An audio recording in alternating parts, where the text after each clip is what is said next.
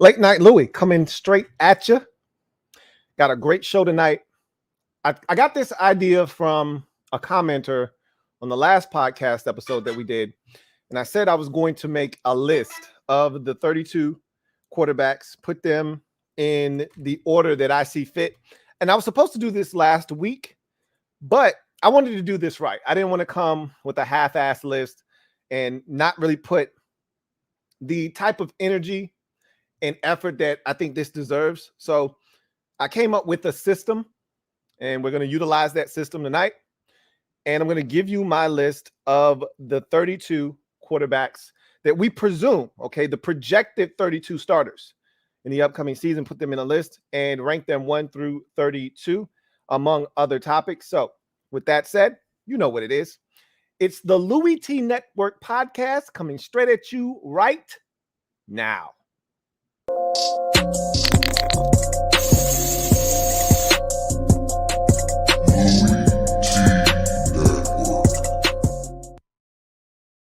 Who else could it be but me, your man, Louie T? Welcome to the 271st installment of the Louie T Network podcast. Of course, I'm your set man, Louie T. Thank you for joining me.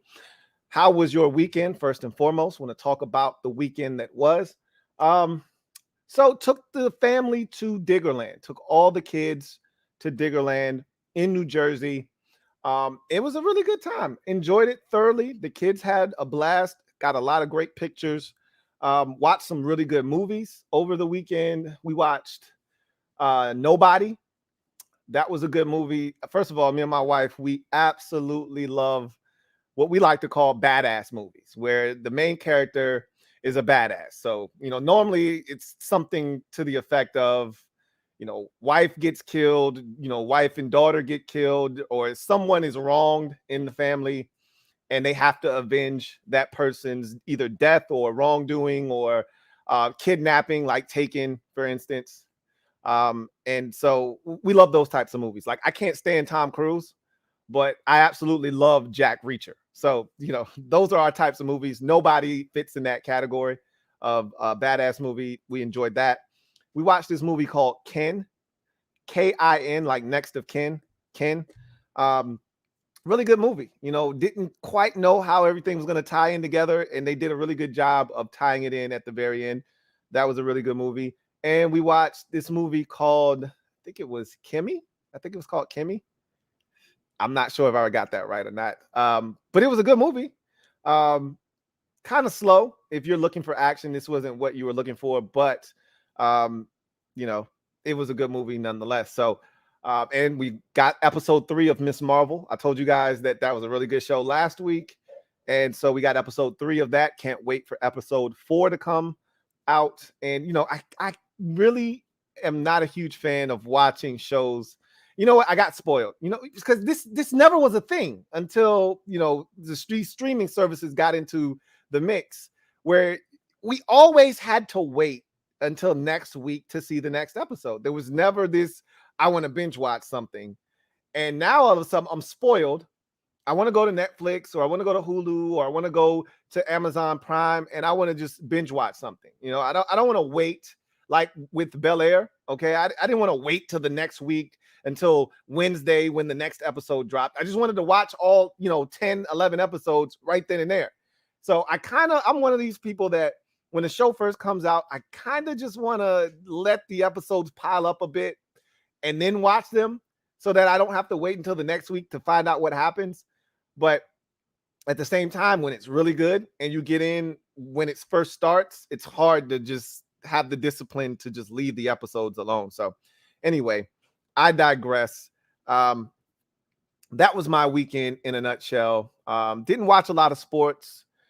Spent a lot of time with the family. This is the time, if you're going to spend time like someone like myself who really is indulged in sports quite a bit and really, submerges himself in sports, especially when the fall hits, when basketball or football starts, and then basketball is not too far behind, and you're still, getting to the tail end of baseball. And then it really doesn't stop until right now, right? This is the time when hockey's now over. I'm not a hockey guy anyway, but hockey's now over. It's just baseball. That's it. There's nothing else on. If you're going to have a time to get away from sports, this is the time, because Next month, training camp starts, and this whole song and dance, this dog and pony show gets underway, and it doesn't stop until February. So anyway, I digress. Hope your weekend was great. Mine was, and I'm looking forward to hearing about your weekend in the comment section. That said, I told you we were going to rank these QBs. That's what we're going to do tonight. And so let's get into the gem dropping session, shall we? I think we shall. Let me drop this gem on your melon. Open your mind, let your conscience be free. You're now rolling with your man, Louie T double E. Let me open you up. Get you thinking a little bit. And this list is going to get you thinking a little bit. And maybe it will, maybe it won't. It'll cause a discussion to happen, which is all I want, you know. And I look forward to hearing from you guys in social media maneuvers. But that's what lists are supposed to do. And that's what you get this time of the year, especially in the NFL, when there's nothing going on. There's no, mini camps, no OTAs, nothing going on. This is when you get all these lists, okay? You might get a power rankings list. You may get the list like I'm about to do of the starting 32 quarterbacks in the league.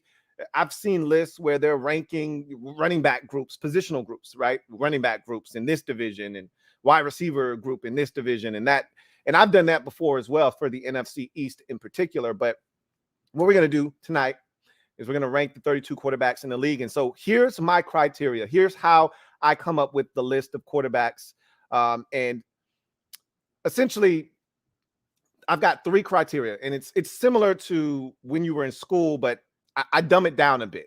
So, when you're in school and you have a final grade, and your final grade is composed of about 5 different elements, and they're all graded and weighted differently. So, class participation and homework might be 5% of your grade. And then, quizzes, might be 15% of your grade. That's 20 total, Then you might have 30% of your grade are tests. And then the other 50 is just your final exam. So each thing is weighted differently. 50% of your grade is that final exam. 30% of your grade comes from all the tests that you've taken throughout the semester, and 15% of your grade comes from quizzes, and maybe, the warm-ups that you do throughout the course of the semester. And then 5% is class participation and homework, turning your homework in. So here I've got 3 criteria. My current feelings about that quarterback. So how do I feel about that guy going into the 2022 season? All right, that's the first one.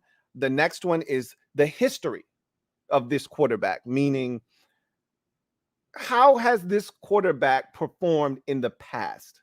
Okay.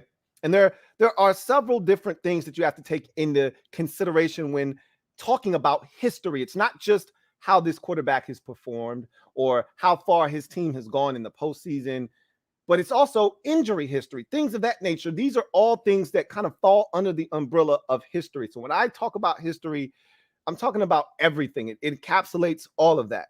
Can I trust you to play each and every single Sunday? Or are you a liability and I don't know if I'm going to have you be able to suit up for, half of the games or 3/4 of the games?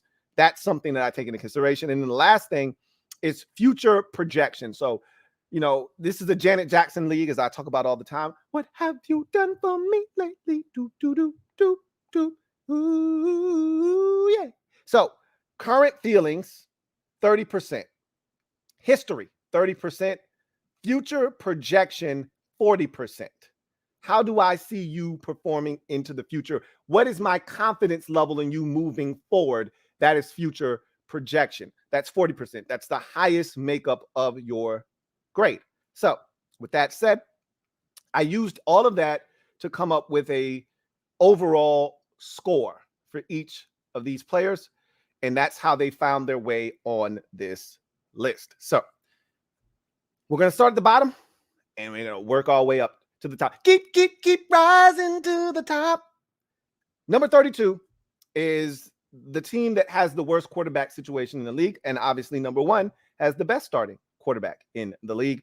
And we start this list with the Seattle Seahawks. It really doesn't matter who starts at quarterback for them, whether it's Gino. Oh, Gino. oh no, or my guy Drew Lock, they both stink. And it pains me to say that about Drew Lock because I really like Drew Lock. I want Drew Lock to be successful, but Drew Lock stinks. So does Geno Smith. And, for anybody out there that claims that the Seattle Seahawks aren't rebuilding, they need not look any further than the quarterback position to kind of dispel that notion. They aren't going to win anything of substance this year. They're going to be the doormat of what is one of the most competitive divisions in all of football. And the reason why is because of their quarterback position, among other things.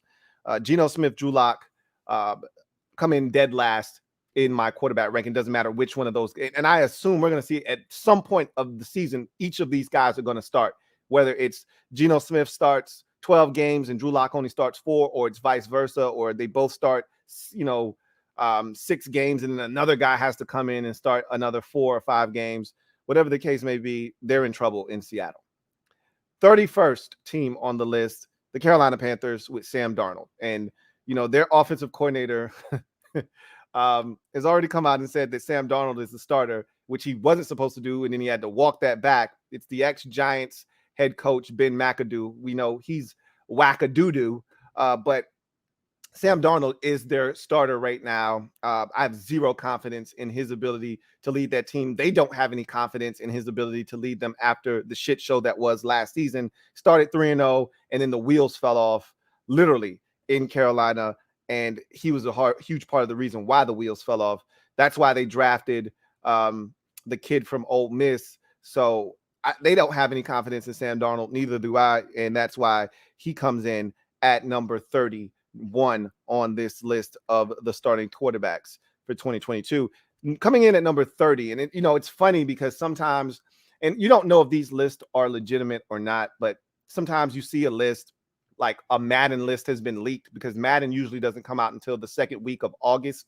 So anytime you see a list that's leaked from Madden in, May or June, it's usually frivolous. Somebody made it up.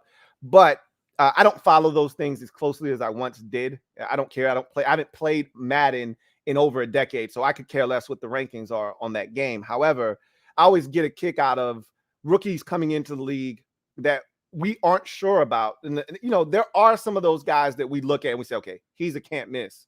We didn't have any of those at the quarterback position this year. So the fact that a guy could come into the league, we only had one quarterback drafted in the first round. We had no quarterbacks drafted in the second round. And we didn't have another quarterback go until the third round. And that's when we started seeing them come off the board. You had Corral come off the board in the third round, if I'm not mistaken. Or no, I think it was Desmond Ridder come off the board in the third round. Then the Titans grabbed Malik Willis. I think those guys went in the fourth round, if I'm not mistaken.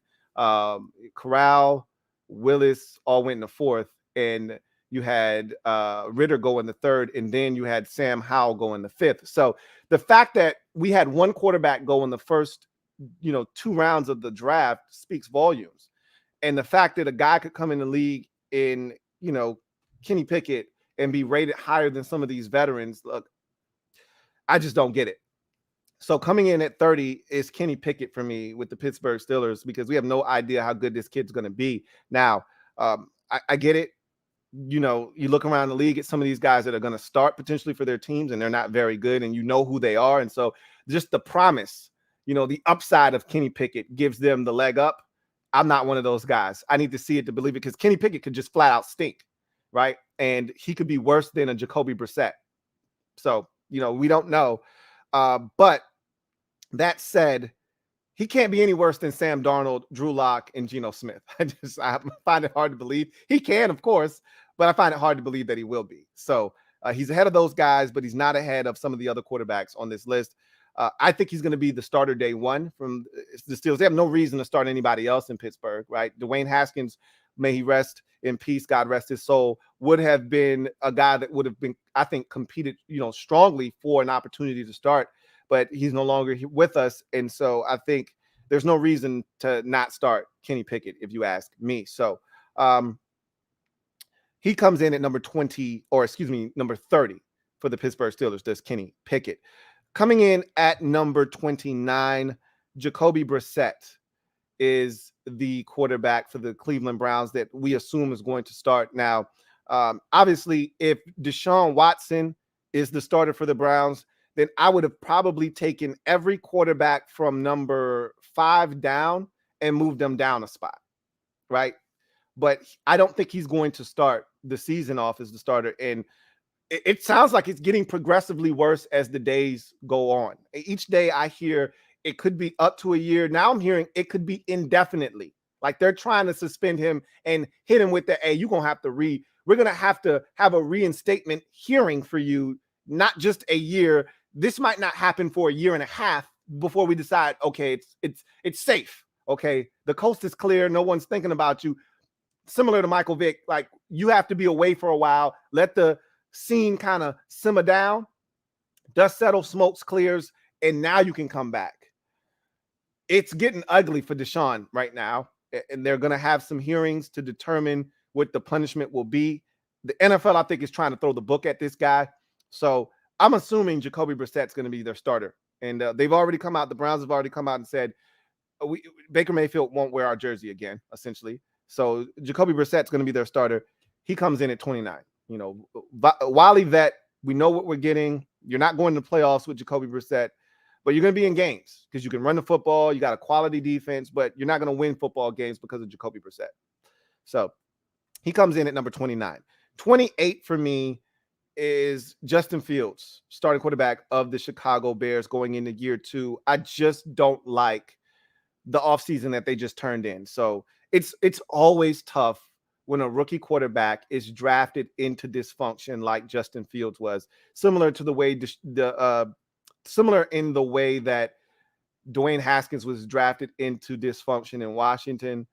And the reason that these situations are not ideal for a young quarterback is because you're drafting a young quarterback into a lame duck situation where a coach and possibly a GM are on the hook to be fired. And if they don't get it done, which again is contradictory to the growth of a young quarterback. So they're really not focused on that young guy getting better. They're trying to get a veteran in there that's going to give them a chance to win because they're trying to save their job.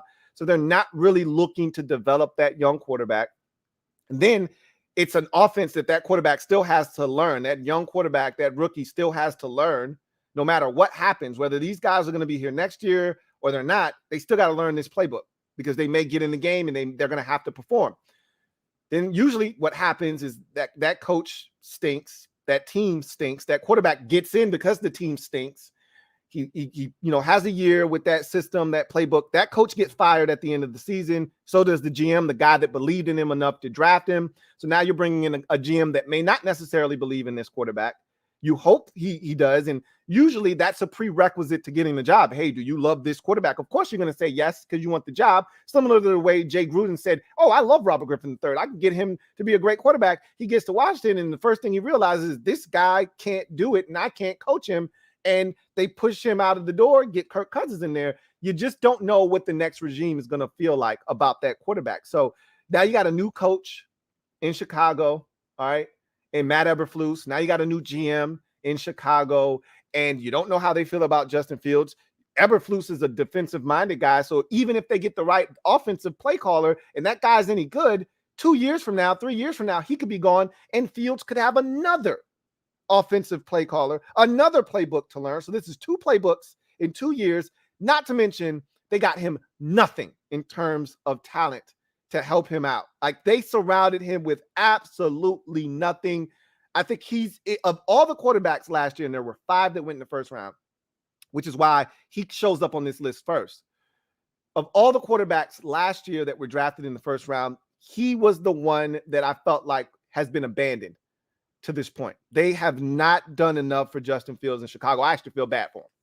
He comes in at number 28 on this list. Coming in at 27, Houston Texans starting quarterback Davis Mills. And this is a guy that I actually saw really good, football from at times last year. And look, there were times where the Texans were awful, and they got shut out multiple times last year. They were awful, okay, at times. And Davis Mills looked like a rookie at times. That game against Buffalo, a little misty, a little rain in the air. and they don't score a single point. And he throws like 3 or 4 interceptions. One of those goes to the crib. He was awful in that game. Okay. But then there were games where he played well, and you say, whoa, okay, they may have something here. You know, I'm watching him late season. Titans need it. They got to have it, right? And I'm watching Davis Mills go out there and stroke it against the Tennessee Titans, who are fighting for their playoff #1 seed, I should say, lives. And there were games just like that where Davis Mills looked the part. And so I like his development. You know, I like the maturation, much like Justin Fields. It's another situation, new head coach coming in there, not a new GM. So that's a good thing because the guy that drafted you is still in place, but you got a new head coach there in Lovie Smith.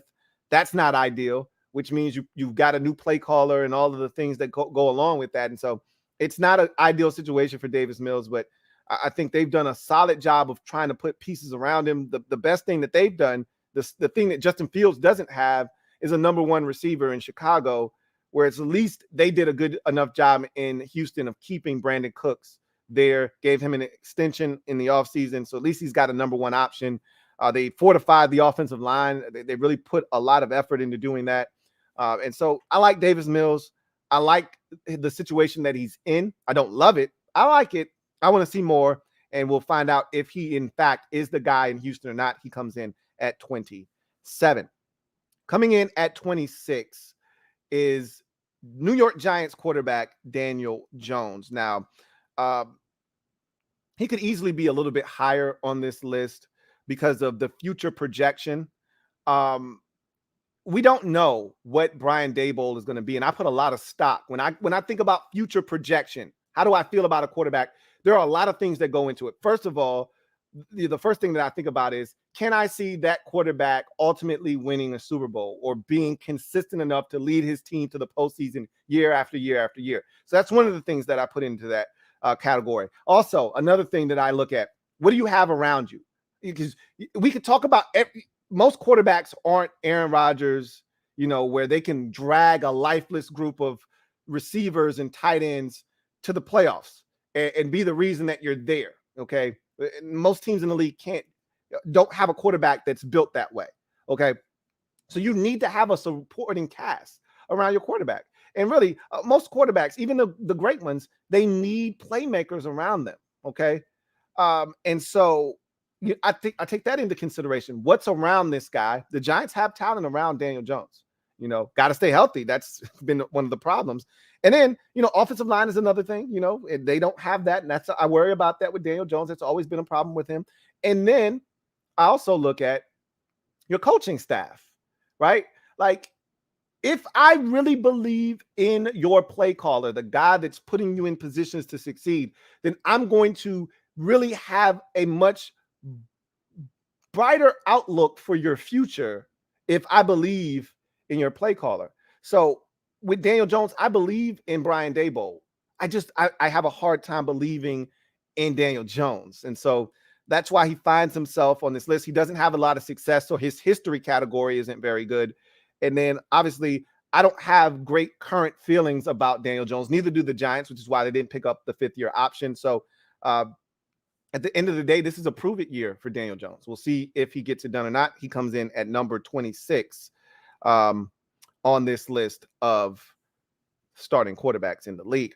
Coming in at number 25 is his counterpart across the field in New York or New Jersey, in the New York Jets, Zach Wilson. And look, I think this is a big year for Zachary Wilson. Okay. Big year for Zachary because last year he was a rookie. You know, everything was brand new. Okay. Everything was young, fresh, and new, aside from the GM, Joe Douglas. Everything else was new. You had a new head coach. You had a bunch of new pieces. They turned that roster over. You had a new quarterback. Everything was young, fresh, and new last year. All right. And it didn't go well. It did not go well. The Jets, I think, were one of the teams that were Dr. Jekyll, Mr. Hyde last year. I think they were the epitome of Dr. Jekyll, Mr. Hyde. 1 week, they were upsetting the Cincinnati Bengals, and then the next week, they were giving up 54 points to the New England Patriots. Then the next week, you know, they're fighting tooth and nail with the Tennessee Titans and beating them in overtime. And then, 2 weeks later, they're giving up another 50 spot to somebody. Like that was the Jets in a nutshell. You didn't know what team was going to show up week to week. And some of their best football actually came when Zach Wilson wasn't even in the lineup. But he had his moments. That Tennessee game, as I mentioned, that was Zach Wilson, and that was probably his best game of the season. They went out and got him even more weapons. Got him a running game now, okay? A legitimate running game, a 1-2 punch now with Breece Hall and Michael Carter. Love that 1-2 punch that they have there. They went and fortified the offensive line even more so. So I like what they're doing there. They added another receiver. I think they added like 15 tight ends to the mix. I think they're ready, stocked for, and locked and loaded and ready to have Zach Wilson go out and ball. He's got a number 1 receiver now in Garrett Wilson. Corey Davis is back where he belongs as a number 2 wide receiver. They brought back Braxton Berrios. They went out and got 2 tight ends in free agency, drafted another guy that I absolutely love out of Ohio State. They're loaded at the tight end position. They're loaded at the running back position. That offense is ready to go. Now Zach Wilson has to just lead them. And I think he will. He'll have a better season this year, but he's got to go out and do it. And until he does, he's going to find himself toward the bottom of this list, in the bottom third of the league in terms of starting quarterbacks. But I think he's got a chance to ascend. If you ask me which one of these year 2 quarterbacks has a chance to ascend the greatest, who played a number of games last year, not Trey Lance, who only started a game last year, but the guys that played a lot last year, Trevor Lawrence, Zach Wilson, Justin Fields, and Mac Jones, all those guys. If you ask me who takes the biggest leap out of those guys, who has a chance to at least, Zachary Wilson. He's coming in at number 25, however. So you go to number 24 on this list, and it's New Orleans Saints starting quarterback Jameis Winston. So Winston is a guy that has been very, very polarizing in his career. 30 for 30, a couple of years back, his last year in Tampa Bay. I think it's a few years now that happened to go. And he gets to New Orleans. He gets with Sean Payton after sitting a year and watching Drew Brees.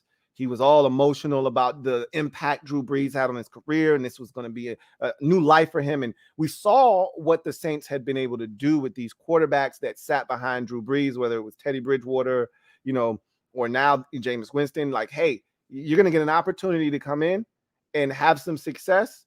And if you take advantage of this, you could breathe life back into your career like Ryan Tannehill did in Tennessee. So this was his opportunity, and he got off to a really good start. The Saints, I think at the time of his injury, if I'm not mistaken, the Saints were either 5-2 or 4-2, and he was playing solid football. Not great, but good enough.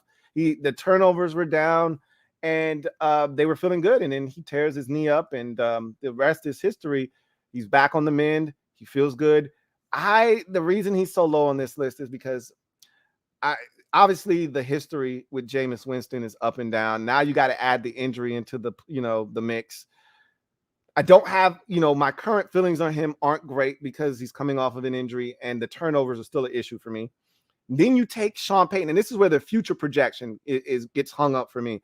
There's no more Sean Payton, Even if I wasn't sure about Jameis Winston, I was 1,000% sure about Sean Payton. And the fact that he's no longer there, I don't care that they did a really good job, did the Saints this offseason, and keeping the group together. Continuity is key in this league. And they did that by keeping everybody and promoting from within, keeping Dennis Allen. He's now the head coach. And, Carmichael is being promoted to offensive coordinator. So everything is kind of organically being done in New Orleans and being done the right way. He's not Sean Payton, okay? So I struggle with the future of Jameis Winston. And for that's why he's so low on my list. So he's coming in at number 24. Coming in at number 23 is the starting quarterback for the Detroit Lions. That would be one Mr. Jared Goff.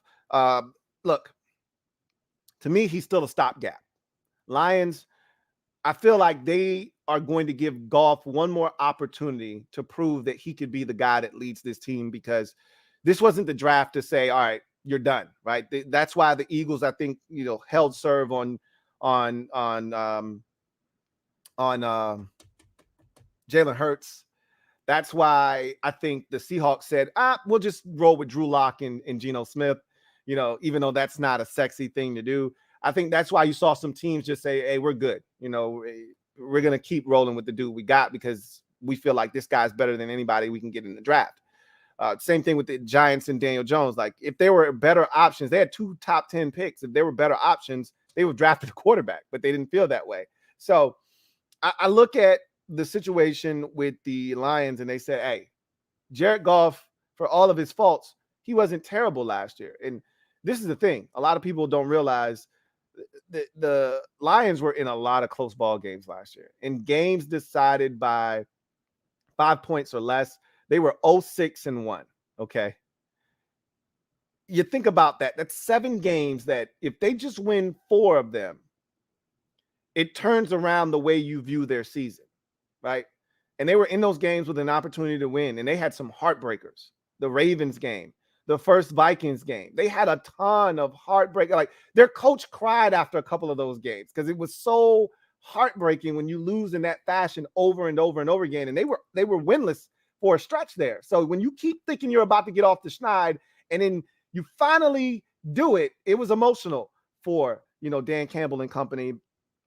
Jared Goff played well at times last year, but he is who he is. The ceiling on him is minimal. The ceiling and the floor are like one and the same with Jared Goff. He's not going to ever be a disaster to the point where you can't have a chance, but he's never going to be a guy that's going to outduel the best of the best. He had that one 2018 out-of-body experience where he was going toe-to-toe with Patrick Mahomes on a Monday night in a 54-51 or some crazy score game. Like, that's never going to be Jared Goff again.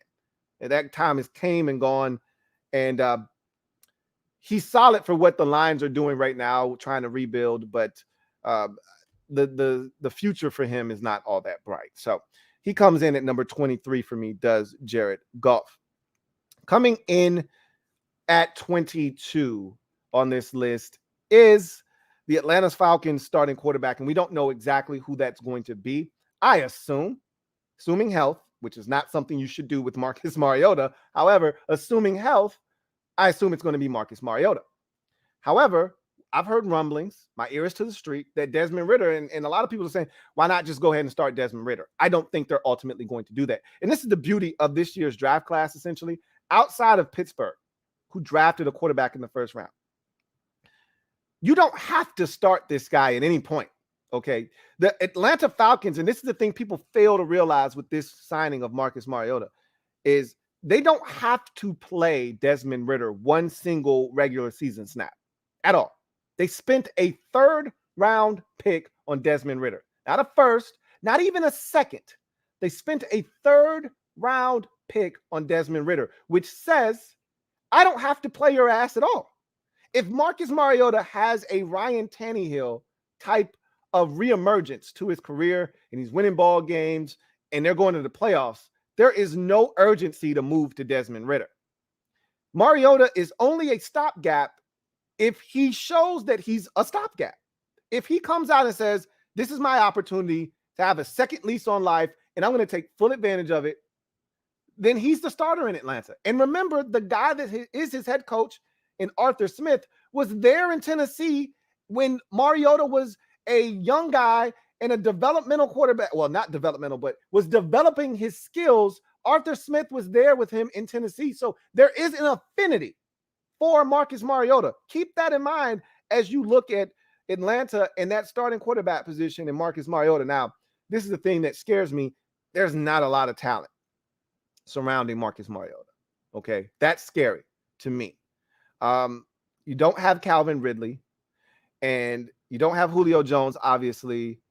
You moved on from a couple of your receivers in free agency, and what you've gotten back in return hasn't been all that great. You do have a 1,000-yard receiving tight end in Kyle Pitts going into year 2, and you did bring back who I thought was the glue to your offense last year in Cordero Patterson.